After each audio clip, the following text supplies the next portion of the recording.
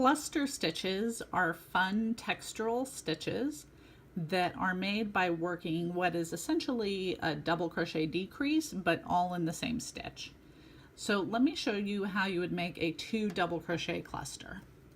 Wrap around, stick in the stitch, yarn over and pull through, yarn over and pull through 2. Now we're going to stop.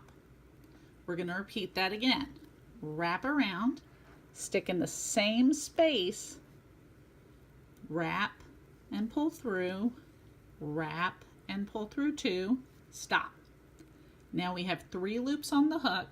We finish the 2 double crochet cluster by wrapping around and pulling through all 3 of those loops.